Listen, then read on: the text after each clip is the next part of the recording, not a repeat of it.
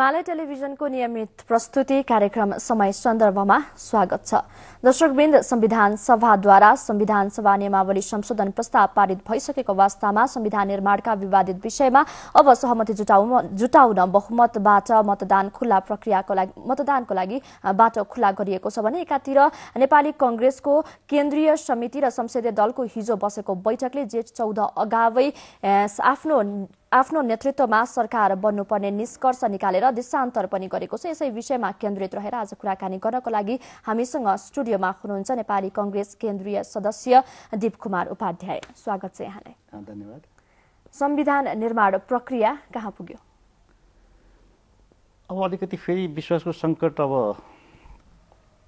फेरि बढेको छ। हेर्नुहोस्, जस्तै जुन समझदारीमा हामी अगाडि बढेको थियौँ, खास गरेर कांग्रेस त अब जिम्मेवार पार्टी हो। हाम्रो संख्याले मात्रै संविधान सभामा खास प्रभाव पर्ने निर्णय हुने कुरा चाहिँ होइन, त्यो हामीले बुझेका छौँ। तर पनि नेताहरूले जसरी एउटा अब नमिलेका विषयवस्तुहरूलाई चाहिँ मिलाउने, खास गरेर शान्ति प्रक्रिया र संविधान निर्माणलाई प्राथमिकता दिने भएर कांग्रेसले चाहिँ त्यसैलाई नै वेटेज दिएर चाहिँ अगाडि गएको हो र शान्ति प्रक्रिया अगाडि बढ्यो। त्यसप्रति अब हामी सम्बन्धित सबै पक्षलाई धन्यवाद दिन्छौँ। किनभने अनिखेरि यो सरकार निर्माणमा हामीले खास गरेर कार्तिक 15 गते जुन सहमतिको सरकार पनि एउटा चाहिँ प्रावधान थियो। देशवासी तपाईँ हामी सबैलाई थाहा छ, हेर्नुहोस् कि बिना सहमति एक त संविधान बन्न सक्दैन, किनभने प्राविधिक रूपले नै 2/3 बहुमत नभइकन संविधान सभामा त्यो पारित हुन सक्दैन। र फेरि अब अहिले हामीले धेरै फ्रन्टहरू खोलेका छौँ, सबैका आकाङ्क्षाहरू जगाएका छौँ। आज राष्ट्र र जनता त कता हुन् सबैलाई चाहिँ त्यही होस्, सबैलाई आफ्नो पहिचान, आफ्नो सामर्थ्य होइन, आफ्नो चाहिँ हक अधिकारलाई हामीले यति बढी चाहिँ उठाएका छौँ जुन कि सम्भवै छैन। सबैले चाहे जस्तो आउन सक्दैन। तैपनि हामीले हुन सकेसम्म सहमति गरेर सहमतिको सरकार बनाएर सबै अहिलेका चाहिँ मेजर पार्टिजहरूले ओनरसिप लिएर अनि हामीले सहमतिको वातावरणमा संविधान जारी हुनुपर्छ भन्ने चाहिँ कांग्रेसको मान्यता हो। त्यो बारेमा छलफल निकै राम्रो, खास गरेर अब यो अन्तिममा हामीले त्यो हाम्रो दक्षिणकाली नजिकको त्यो हात्तीबन रिसोर्टमा भएका कुराहरूको आधारमा अब जुन एउटा विश्वास समझदारी थियो, त्यो कता अहिले चाहिँ फेरि अलिकति धमिलो हुँदै गएर शङ्का उत्पन्न भएर समस्या उठेको छ। हजुर, जस्तो कार्तिक 15 गतेको 7 बुँदे सम्झौताको कुरा गर्नुभयो नि, यति धेरै लामो समय बाँकी थियो। अब समय घर्किँदै गएपछि यहाँहरूले चाहिँ जेठ 14 नजिकिँदै गएपछि चाहिँ अब हाम्रो नेतृत्वमा चाहिँ सरकार बन्नुपर्छ, हाम्रो नेतृत्वको सरकारले संविधान जारी गर्छ भनेर भन्नु कतिसम्म सुहाउँदो हो? त्यो हाम्रो दावा होइन, हाम्रो कुरा होइन। सबै अहिलेका अब खास गरेर संविधान सभाभित्रका मूल राजनीतिक पार्टीहरू, किनभनेदेखि यो खास गरेर अब अध्यक्ष प्रचण्डजीले पनि, अब एमालेका हाम्रा वरिष्ठ नेताहरूले पनि र सबैले स्वतस्फूर्त रूपबाट यो चाहिँ बनेको कुराहरू हो। किनभनेदेखि सहमतिको सरकार नबनिकन संविधानलाई हामीले चाहिँ अब संविधान सभाबाट पारित गर्न र त्यसलाई चाहिँ लागू गर्न चाहिँ अब गाह्रो हुन्छ र त्यो गर्ने हो, त्यो चाहिँ कांग्रेस नेतृत्वमा गर्ने भन्ने किसिमको त्यो समझदारी थियो। अब त्यसमा अहिले गएर चाहिँ भनौँ न अब अलिकति अब यही सरकारले सबै कुरो गर्ने र फेरि अनिखेरि जुन किसिमको एउटा समझदारी खास गरेर संविधानका नमिलेका विवादित विषयवस्तुमा अब हामीले हेर्नुहोस् अलिकति लचिलो हुनैपर्छ। सबै पक्ष लचिलो नभइकन आफ्नो आफ्नो अडानमा रहने हो भने त संविधान बन्न सक्दैन। अब त्यसमा कांग्रेसले हदैसम्म अब एउटा लचकता लचिलोपन अब देखाउँदै आएको र अहिले पनि देखाउने चाहिँ मुडमै हो। तर उहाँहरूको चाहिँ एउटा अलिकति भन्छ न प्रस्तुतिमा चाहिँ धेरै फरक हो। हामीसँग कुरा गर्दाखेरि अझै पनि सहमतिको सरकार कुरा गर्ने, तर व्यवहारमा चाहिँ अब यो अहिलेको गठबन्धन भनेको 4 बुँदेमा यो चाहिँ निर्माण भएको गठबन्धन हो। अब हामीले हेर्नुहोस् जुन कि वास्तवमा सत्य पनि हो, जुन दिन 7 बुँदे सम्झौता भयो त्यसपछि 4 बुँदेको चाहिँ अब औचित्य अस्तित्व छैन। यो चाहिँ एउटा उचित समयमा उचित एउटा व्यवस्थापनबाट यो प्रतिस्थापन हुन्छ भन्ने विश्वासमा कांग्रेस थियो र सम्पूर्ण नेपालका चाहिँ लोकतन्त्रमा विश्वास राख्ने अब जनमत र राष्ट्रिय अन्तर्राष्ट्रिय पक्ष पनि अब यही सोचाइमा थियो। तर अहिले गएर चाहिँ वास्तवमा अब त्यो 4 बुँदेको भन्नु न अब देखाउनलाई 7 बुँदे देखाउने सहमति पनि अझै पनि गर्ने हो छ भनेर भन्ने, तर अब व्यवहारमा चाहिँ किनभनेदेखि अन्तिम बेलामा त अब समय कम छ। अब यो सरकारले नै शान्ति प्रक्रिया पुरा गर्यो, अब संविधान निर्माण पनि यही सरकारले जारी गर्छ ल, यसैलाई सहमतिको स्वरूप दिउँ भनेर जुन एकतर्फी दावा आउन थाल्यो नि, त्यसले गर्दाखेरि हामीलाई चाहिँ त्यसो भए जुन तपाईहरुले पहिलादेखि शान्ति प्रक्रियाको रटान लगाइराख्नु भएको थियो नयाँ संविधान निर्माण गर्नको लागि, पहिला शान्ति प्रक्रिया टुङ्गियोस् भने जुन रटान तपाईहरुले राखिराख्नु भएको थियो, शान्ति प्रक्रिया र संविधान निर्माणलाई अब नयाँ सरकार निर्माणसँग तपाईहरुले सौदाबाजी गर्न खोज्नु भएको? होइन, त्यो होइन, सौदाबाजी होइन। किनभनेदेखि संविधान त एक त 2/3 बहुमत नभइकन कांग्रेस र एमालेको समर्थन सहयोग बेगर यो चाहिँ 2/3 पुग्दैन हैन। अब जिम्मेवार पक्षहरूले बुझ्नुपर्ने कुरा। अर्को कुरा अब सहमतिको सरकार भनेको चाहिँ सबै पक्षहरू सम्मिलित एउटा सरकार बनोस्। त्यो सरकारले संविधान जारी गर्दाखेरि एउटा ओनरसिप हुन्छ, त्यसको एउटा वेटेज हुन्छ, ग्राभिटी हुन्छ राष्ट्रिय अन्तर्राष्ट्रिय स्तरमा। र नेपाली जनताहरूलाई पनि हामीले जस्तो भने धेरै गल्ती त गरिसक्यौँ। सबैलाई हामीले भन्छौँ न राष्ट्र र जनतालाई ओझेलमा पारेर होइन, अब सबैलाई चाहिँ अब व्यक्तिगत आफ्ना आफ्ना हक अधिकार महत्त्वाकांक्षाहरू जगाएका छौँ। त्यो सबै चाहिँ कति अब यसमा चाहिँ हामी अब पुरा गर्न सक्छौँ सक्दैनौँ। त्यसमा समर्थन विरोध त हुन्छ, तर विरोध हुँदाखेरि पनि कमसेकम होइन जे भएको छ यही नै हो, अहिलेको लागि यति नै चाहिँ गर्न सकिने थियो, यो चाहिँ ठिक भएको छ। र भोलि अरू कुराहरू चाहिँ संविधान भनेको त हेर्नुहोस्, यो त प्रक्रियामा चल्ने कुराहरू, फेरि पछि संशोधन हुन सक्दछ, आवश्यकता अनुसारले थपघट हुन सक्दछ भन्ने कुराहरूलाई सजिलो हुन्छ भन्ने चाहिँ जुन सोचाइ थियो नि, अब त्यसमा चाहिँ अलिकति एउटा अब दम्बको भनौँ या अलिकति भनौँ अब निस्वार्थको अब त्यहाँ अलिकति त्यहाँ अहिले त्यहाँ चाहिँ अलिक भन्छ न हामीले त्यो आशंका चाहिँ बढाएको छ। अहिले नेताहरू खास गरेर अब माओवादी अथवा अहिले गठबन्धनको नेताहरूमा जुन किसिमको अलिकति विचारमा चाहिँ परिवर्तन, बोलीमा परिवर्तन आएको छ, त्यसले गर्दा अझै पनि हामी त्यसका जरुरी त मैले भन्नुभयो जस्तै हिजो मात्रै पनि हाम्रो केन्द्रीय अब समितिका सदस्यहरू र संसदीय दलको संयुक्त बैठक बस्यो। अझै पनि हामीले भन्छौँ अब समय चाहिँ आज मानिदिनुहोस्, आज एक दिनको अझै पनि समय छ। हामीले आज अझै पनि भनेका छौँ, खास गरेर यसमा सत्ता पक्षले जिम्मेवारी साथ हिजो भएका समझदारीहरूलाई लोकतान्त्रिक संविधानको निर्माण र सहमतिको सरकार निर्माणमा चाहिँ सहजताका साथमा हिजोका समझदारीमा उहाँहरू आउन चाहनुहुन्छ भनेदेखि अझै पनि उहाँहरूले संविधान बनाउन चाहिँ उहाँहरू यसमा चाहिँ अब अलिकति केही तलमाथि भए पनि अझै पनि एउटा बेनिफिट अफ डाउट भन्छ नि, त्यो चाहिँ हामी एउटा मौका दिउँ है भनेर हामीले कुराहरू राखेका छौँ।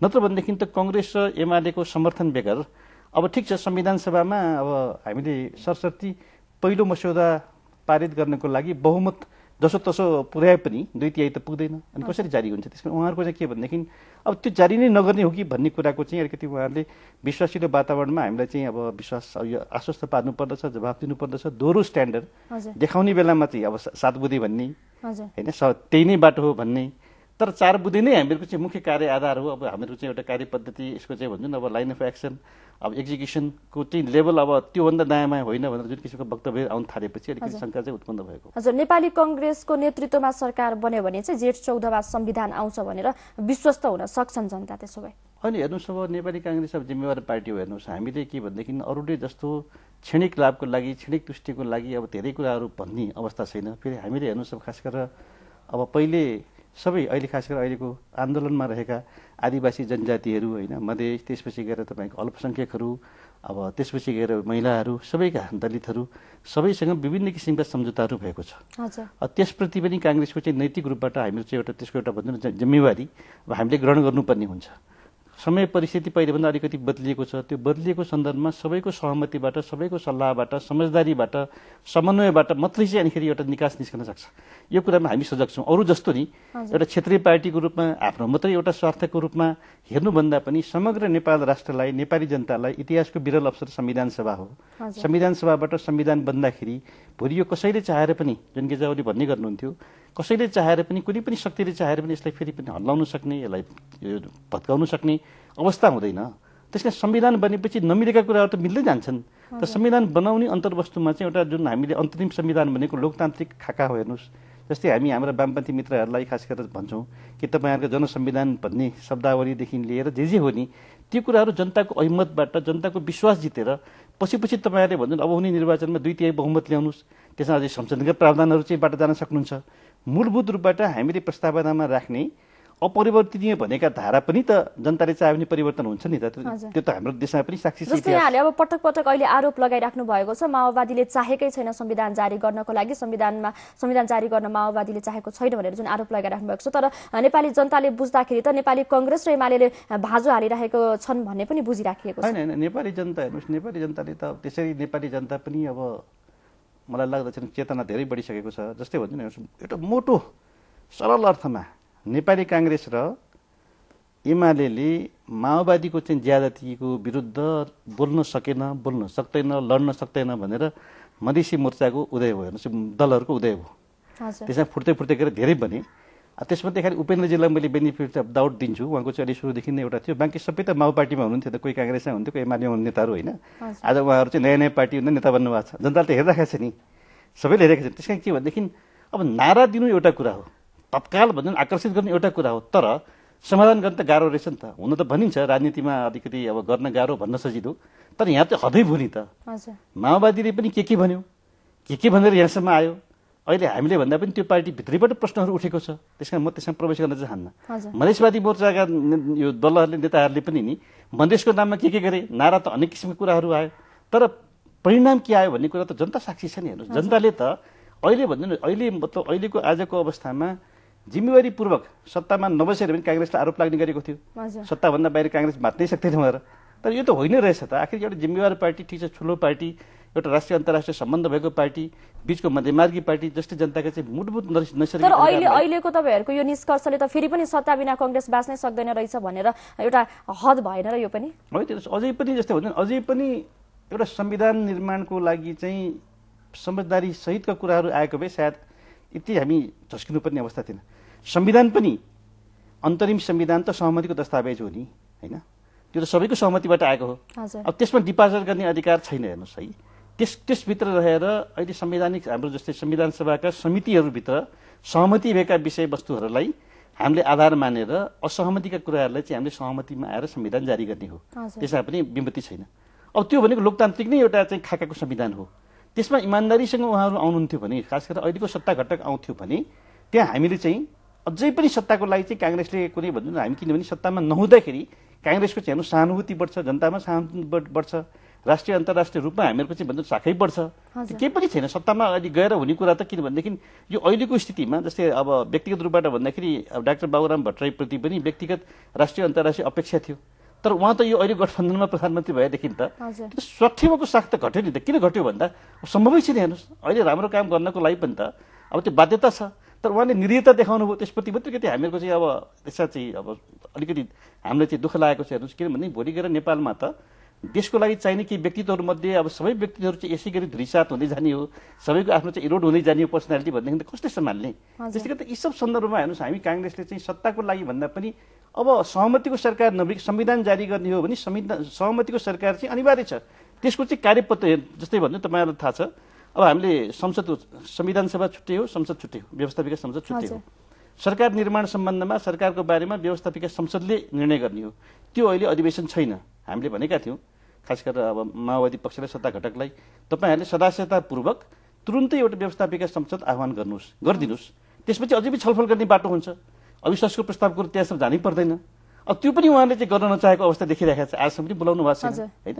त्यो बोलाइदिएको भएदेखि नि अझै पनि छलफल जारी हुन्छ। त्यसले समय यतापट्टि चाहिँ व्यवस्थापिका संसद पनि नबोलाउने, संसद अधिवेशन नभएको बेलामा अब जेठ 14 आइसक्यो, हामीलाई भने यसको जुन प्रक्रिया पद्धति अनुसारले चाहिने समय पनि नहुने भएको हुनाले हामी यसलाई चाहिँ के भनेदेखि कमसेकम यी सब कुराहरूको विषयवस्तु जनताले चाहिँ जान्नुपर्छ। जनता सार्वभौम हुन्, जनता नै अन्तिम निर्णयकर्ता हुन्, उनीहरूले यी विषयवस्तुहरू जान्नुपर्छ भन्ने मात्रै काङ्ग्रेसको दृष्टि। हजुर, जस्तो अब हिजो यहाँहरूको जुन निष्कर्ष छ, यहाँहरूकै निष्कर्षमाथि यहाँहरूकै केही नेताहरूको विमति पनि रहेको छ। अबको समयमा चाहिँ यो माग गर्नु अनुचित हो भनेर कुराहरू बाहिर आइराखेको छ। यहाँहरू भित्रै पनि त एउटा मतभेद छ नि, यो निष्कर्ष पनि ठोस निष्कर्ष हो भनेर हामीले बुझ्न सक्छौँ। अनि लोकतान्त्रिक पार्टीमा मतमतान्तर हुन्छ, यो त हेर्नुहोस् हाम्रो पार्टीको पद्धति हो।